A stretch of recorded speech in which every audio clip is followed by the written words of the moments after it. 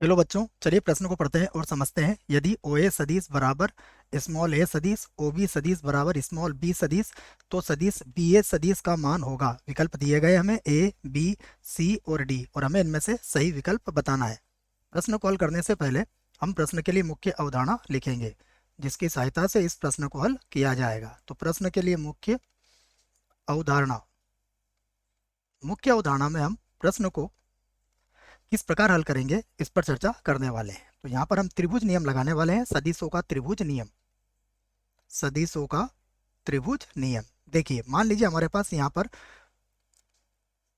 ये कोई त्रिभुज है, A B C, A B और सी। तो त्रिभुज नियम क्या कहता है कि A B plus A B सदिश, ए बी सदिश प्लस बी सी सदिश, ये किसके बराबर होता है? ये बराबर होता है ए सी सदिश के। ठीक है, तो ये ए बी और बी सी हमारे पास जो है एक ही दिशा के सदिश को व्यक्त करेगा, और ये इसकी विपरीत दिशा हो जाएगी ए सी।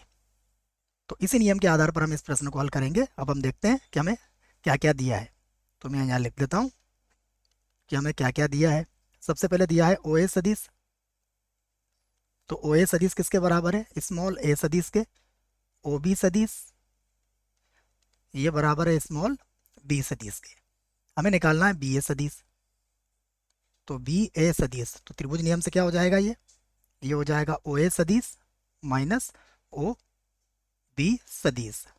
यहाँ पर मान रख दीजिए आप। तो बी ए सदिश बराबर ओ ए सदिश किसके बराबर है? ए सदिश के। और ओ बी सदिश किसके बराबर है? बी सदिश के। तो ये जो है हमारे प्रश्न का उत्तर होगा बच्चों। इसको एक बार और लिख लेते हैं, बी ए सदिश को। ठीक है, यहाँ पर ये था बी ए सदिश। तो ये ए सदिश माइनस बी सदिश, ये हमारे प्रश्न का क्या होगा? उत्तर होगा। विकल्प देखते हैं। तो पहला विकल्प तो गलत होगा। दूसरा विकल्प है ए सदिश माइनस बी सदिश। इसका अर्थ है कि ये जो विकल्प है ये इस प्रश्न के लिए सही विकल्प है। आशा करता हूँ बच्चों प्रश्न का उत्तर समझ में आया होगा। धन्यवाद।